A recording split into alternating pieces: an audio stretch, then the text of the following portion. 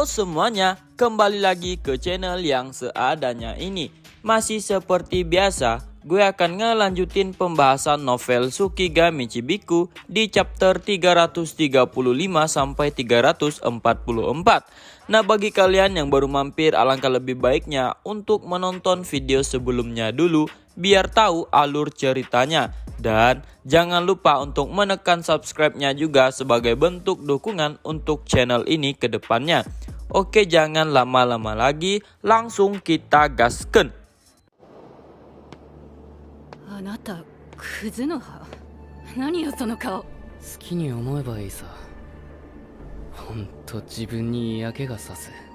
Tapi sebelum masuk ke pembahasan, gue mau ngasih tahu tentang spoiler yang ada di novel Tsukigami Chibiku untuk kedepannya.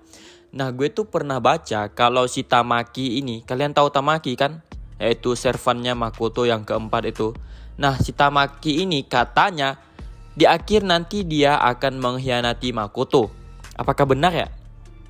Kalian ada yang tahu nggak sih? Kalau ada yang tahu coba komen di bawah ya. Soalnya kalau nggak salah gue itu si Tamaki itu mengkhianati Makoto karena terkena pesonanya si Tomoki. Kalau nggak salah sih gitu. Coba kalian yang tahu silakan komen di bawah deh. Oke, kita langsung masuk ke pembahasan.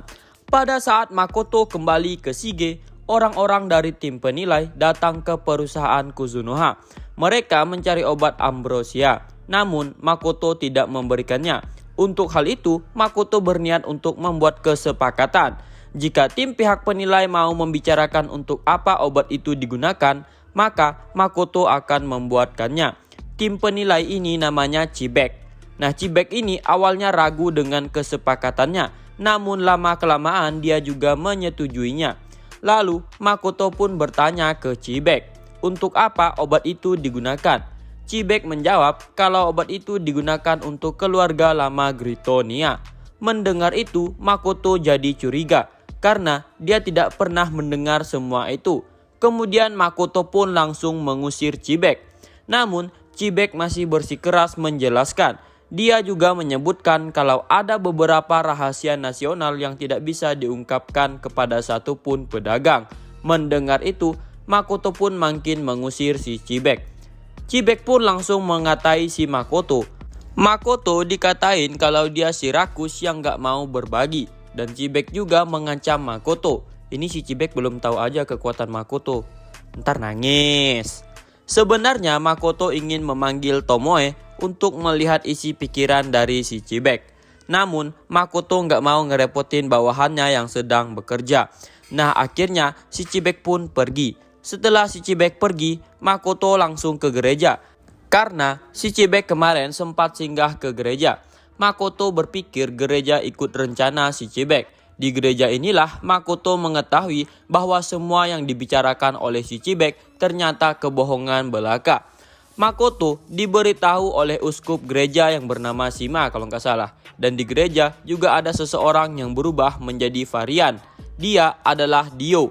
Badannya kurus, matanya merah, dan air liurnya menetes terus.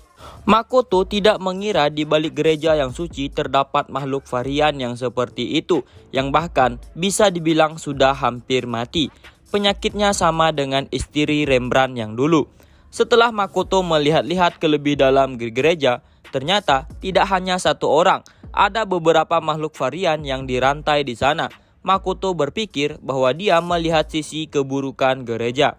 Kalian masih ingat mungkin kalau penyakit varian ini disebabkan oleh si Rona pas pada saat di Shige.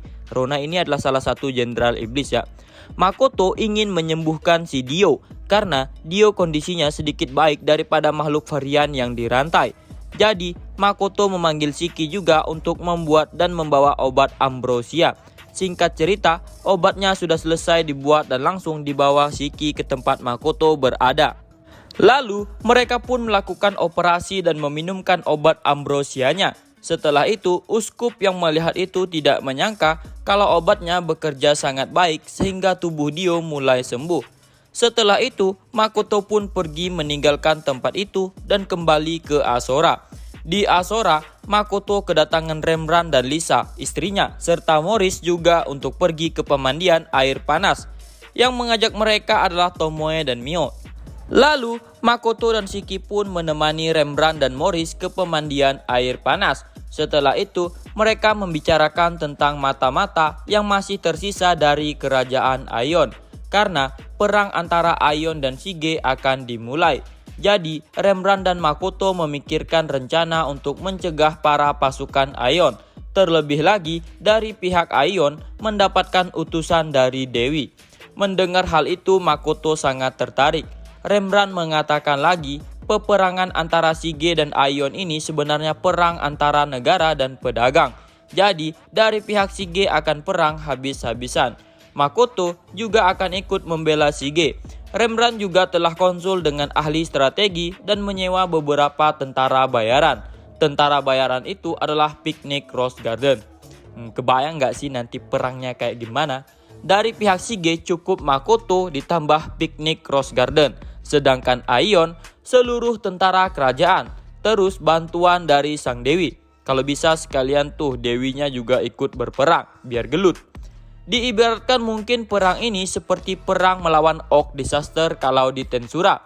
Cukup Rimuru, Shion, Benimaru, dan Hakuro saja. Gabil dan kawan-kawan gak dianggap karena dulunya beban doang. Nah, setelah pembicaraan mereka selesai tentang perang, Rembrandt pun berencana kembali lagi ke Shige.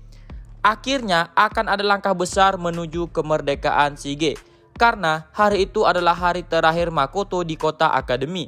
Maka dia akan menyerahkan urusan penelitian yang tersisa kepada Izumo setelah memberinya pembekalan tentang bahasa Arya dan modifikasi kekuatan sihir. Saat Makoto dan Izumo berbicara tentang Arya, tiba-tiba Seiren yang dalam perjalanan kembali dari kafetaria pun hadir di tengah-tengah mereka setelah dia melihat mereka berdua. Setelah Makoto bertanya apakah ada masalah, Seiren mengatakan untuk menganggapnya tidak ada dan mempersilahkan Makoto dan Shiki untuk melanjutkan pembicaraannya. Makoto pun melanjutkan pembicaraannya tentang Arya bersama Izumo dan Seiren, hanya memilih untuk mendengarnya. Sementara berbicara, mereka pun telah tiba di laboratorium dan Seiren benar-benar tidak mengatakan sepatah kata pun sampai saat itu. Di laboratorium, Izumo dan Seiren pun membahas tentang pembicaraan yang mereka lakukan bersama Makoto sebelumnya. Seiren telah berusaha menahan diri untuk tidak memotong pembicaraan antara Makoto dan Izumo dan memilih untuk mencatat bagian detail dari pembicaraan. Setelah itu, dia hanya akan menanyakannya kepada Izumo. Saat itulah Izumo akan menderita karena dihujani pertanyaan tanpa akhir oleh Seiren. Di lokasi yang berada di suatu tempat yang dapat dicapai dalam 2 hari dari Shige, kita dapat melihat Golden Highway yang memanjang dari kiri hingga ke kanan.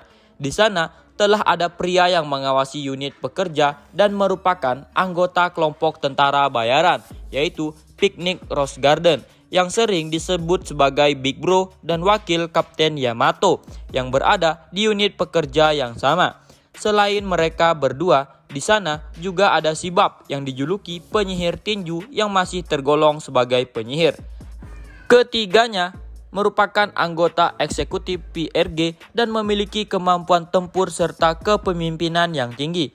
Mereka sekarang berada di unit pekerja, tetapi Big Bro dan Yamato juga merupakan anggota penting yang bertarung di garis depan.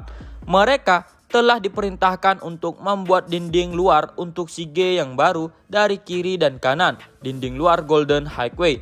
Beberapa ratus pengrajin dan penyihir pun dikerahkan untuk membuat dinding dalam waktu singkat. Semua kebutuhan untuk menunjang kinerja mereka pun semuanya akan dipenuhi oleh guild sehingga mereka tidak perlu khawatir tentang upah. Ramuan pemulihan khusus, bahkan batu katalis yang berfungsi untuk mengambil alih pengeluaran kekuatan para mage. Dan Yamato, Shibab dan Big Bro pun terpilih sebagai penanggung jawab atas wilayah selatan. Kemudian Yamato pun memanggil semua unit untuk mendengarkan arahan dari Big Bro. Big Bro pun menjelaskan rencana mereka untuk membuat dinding kokoh di sepanjang jalan sampai ke Golden Highway. Berdasarkan video yang mereka lihat tentang pembangunan konstruksi di panti asuhan Wits, seluruh unit pun menuju ke lokasi kerja mereka, membangun camp dan membuat konfirmasi terakhir dari pengukuran saat para penyihir mulai membuat tembok. Big Bro pun bertekad ingin membuat konstruksi yang lebih hebat dari video yang ditunjukkan oleh perusahaan Kuzunoha itu. Apalagi mereka telah dijanjikan bahwa orang yang selesai lebih dulu dari utara atau selatan akan mendapatkan imbalan 2 kali lipat. Dinding yang Patrick Rembrandt nyatakan akan menghentikan pasukan besar-besaran pun sedang dibangun jauh ke Cakrawala. Di sisi lain, seorang gadis bergerak hanya dengan perlengkapan armor dan hampir dengan tangan kosong sedang berjalan di sekelilingnya dan bertindak secara terpisah dari anggota partinya. Dia sedang berada di tengah misi, tetapi dia masih belum memasuki zona berbahaya. Dia adalah Towa, telah menangkap beberapa kehadiran beberapa ratus meter di depannya. Baginya yang telah menjadi puncak pekerjaan pembunuh bayaran, Shadowless, eksplorasi pencarian semacam itu adalah keahliannya. Saat ini, dia telah mengejar pertempuran dan menyelidikkan hingga batasnya. Jadi, dia sangat terampil dalam berburu. Towa dengan hati-hati menghapus kehadirannya dan dengan cekatan maju ke tempat yang dia tunjuk dan mengamati slime. Setelah menyelesaikan perjalanannya, Towa pun kembali ke kota untuk menikmati hidangan lendir yang terkenal di sana karena dia memiliki kesempatan. Dia menuju ke guild petualang terlebih dahulu untuk berkumpul kembali dengan anggota partinya. Orang yang menyambutnya di guild adalah anggota partinya, Ranina yang kerdil. Saat ini, kelompok Alpine yang terdiri dari rekan-rekan Towa sedang melakukan ekspedisi dari Shige ke Aion. Mereka telah mendapat permintaan khusus dari Merchant Guild of Shige. Ketika dia melihat lagi, dia melihat bahwa Hazal dan Luisa telah datang ke guild petualang juga. Towa pun mendekati tempat Ranina yang telah disapa sebelumnya. Ranina mengatakan bahwa dia telah mengambil pekerjaan baru besok karena Ranina adalah Quaker. Dia telah mengambil pekerjaan eksklusif untuk kurcaci dan telah memilih job dari Priest Warrior yang dapat menggunakan spirit.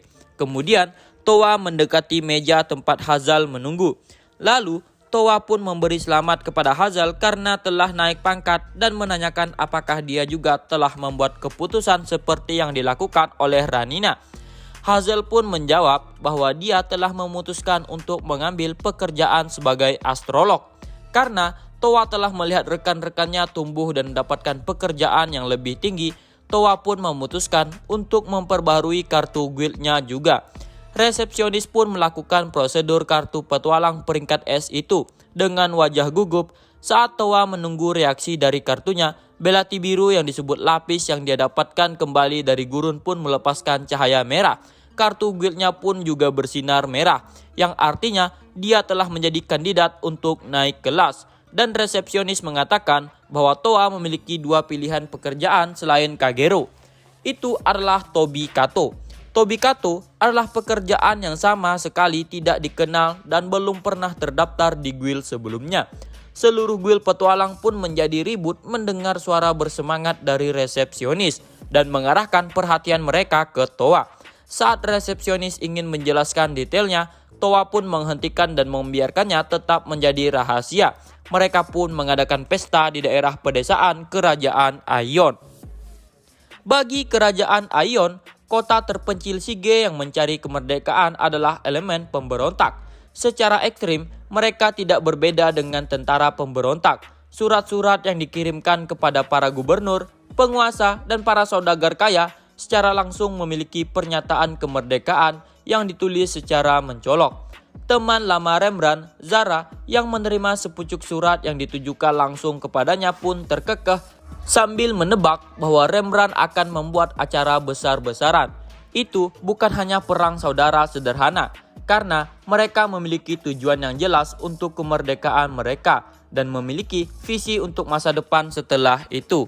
Shige memiliki senjata khusus yaitu gurun dan jalan raya emas. Uang dan petualang terampil berkumpul di Shige paling banyak dari seluruh dunia. Ada material yang hanya bisa didapatkan di Shige dan mereka juga mengamankan jalur yaitu Golden Highway yang tidak bisa diblokir oleh negara manapun. Zara pun membunyikan bel yang keras dan jelas, memanggil seseorang untuk datang. Salah satu bawahannya pun memasuki ruangan setelah mengetuk pintu terlebih dahulu. Zara pun meminta bawahannya untuk mengirim sepucuk surat yang berisi dukungan ke Shige secepatnya. Dan tidak lama setelah surat-surat itu diterima, perusahaan Kuzunoha pun menerima banyak dukungan. Kota Akademi, Rose Guard pun mendukung Shige. Sairit pun memerintahkan bawahannya juga untuk memberikan dukungan dengan divisi Dragon Knight kepada Shige. Setelah mendapatkan perintah, pria yang bertanggung jawab atas Kesatria Naga pun meninggalkan tempat permaisuri. Permaisuri Laurel Union, Sairit sudah mulai bertindak bahkan sebelum surat itu tiba. Sairit yang sangat terhubung dengan Shige sejak awal telah memilih Shige sebagai sekutunya. Laurel Union pun mendukung Shige. Di kota Koran, petualang yang mengenakan aura petarung berpengalaman sedang berbicara saat mereka melihat laut. Mereka adalah parti yang aktif di gurun di masa lalu. Itu adalah tim yang awalnya tidak terikat dengan Shige. Pemimpin dari parti Birgit adalah Bir. Di dalam anggota partinya, ada seseorang penyembuh dengan kemampuan memerintah yang tinggi, pengguna tombak, dan spesialisasi unik elemen air. Mereka berpangkat tinggi dan telah membuat nama untuk diri mereka berdiri di masa lalu, sehingga pihak Birgit mendapat perhatian dari Merchant Guild of Shige. Mereka telah diberi perintah dan ditempatkan di dalam Koran untuk memperkuat pertahanannya. Pada awalnya, Bir menolak permintaan itu dengan mengatakan dia tidak punya urusan dengan Koran. Tapi saran datang dari tempat yang tidak terduga, yaitu dari gurunya. Dia memberitahu Bir tentang metode pelatihan baru setelah mengetahui bahwa Koran adalah kota pelabuhan. Itu sebabnya Bir berbicara kepada rekan-rekannya dan menerima permintaan yang memiliki hadiah luar biasa itu, dan di sanalah mereka sekarang. Kemudian, dua bayangan ikan pun muncul dari laut sore. Salah satu dari mereka pun mengangkat tangan mereka dan berbicara kepada Bir dan kelompoknya bahwa mereka akan menjadi lawannya. An dan Chobi adalah Neptunus dari spesies yang sama dengan tuna. Mereka adalah kenalan tuna dan melatih kelompok Bir di Koran. Saat An dan Chobi mengangkat tangan mereka, beberapa ikan teri yang berfungsi sebagai belati bersinar pun muncul dari udara. Kawanan ikan yang tajam tanpa ampun pun menembak ke arah kelompok Bir. Para nelayan Koran yang menyaksikan pemandangan para petualang kelas 1 yang berjuang mati-matian itu pun kadang-kadang menyemangati mereka. Kalau kewalahan melawan ikannya, kenapa nggak dibuatin sarden aja cu? Nah, kita kembali ke scene Makoto. Makoto telah menerima pesan melalui guild petualang dari salah satu legenda Laurel yang datang ke Shige, yaitu Rokuya. Di samping guild petualang, ada salah satu lokasi Shige yang terkenal, yaitu Fort Court. Itu adalah tempat yang sangat populer untuk Tomoe, Mio, dan perusahaan Kuzunoha. Tujuan Makoto dan Mio ke sana adalah pergi ke restoran tempat Rokuya berada. Rokuya yang telah menunggu pun memanggil mereka dengan ceria. Makoto pun langsung menyapanya dan Rokuya pun mempersilahkan mereka duduk. Rokuya mengatakan alasannya memanggil mereka ke sana karena ada yang ingin dibicarakannya. Namun, Mio menolak untuk melakukan pembicaraan itu karena dia lebih tertarik kepada makanan yang bernama karage Jepang yang lezat. Sehingga dia tidak peduli tentang apapun kecuali makanan itu. Rokuya pun mengalah dan memilih untuk memprioritaskan keinginan Mio. Sehingga pembicaraan mereka diatur ulang menjadi besoknya. Rokuya pun mengatakan bahwa dia juga tidak punya urusan mendesak. Karena sebagian besar urusannya adalah berterima kasih kepada mereka. Dan mengabulkan keinginan Mio juga adalah prioritasnya juga. Makoto pun memutuskan untuk menerima pertimbangan Rokuya. Saat Rokuya berdiri, tanpa diduga, dia mengatakan selamat atas pernikahan Mio dan Makoto dan mengatakan mereka harus merayakannya. Si kampret Rokuya. Mendengar itu, Makoto pun tercengang dan tatapan di sekitar pun terkonsentrasi pada mereka. Sedangkan Mio, dia hanya berterima kasih atas ucapan Rokuya itu. Mio mah kesenangan. Namun, dia mengatakan bahwa dia akan menunda rasa terima kasihnya itu untuk sementara waktu dan akan mengamankan karage terlebih dahulu. Mio dan Rokuya pun segera pergi dan tinggallah Makoto yang dikelilingi oleh tatapan yang brutal. Si Mio mah malah senang-senang aja gitu kan, tapi si Makoto, waduh, bingung sendiri dia cu. Nah, mungkin sampai di sini dulu untuk pembahasannya kali ini. Gimana tuh pernikahan antara Mio dan Makoto? Di video selanjutnya yaitu ada pembahasan tentang Makoto dan Rokuya yang merencanakan strategi untuk perperangan melawan Aion. Terus ada juga tentang kontak dengan Rosul. Nah, segini dulu untuk videonya. Sampai jumpa di next video ya. See you.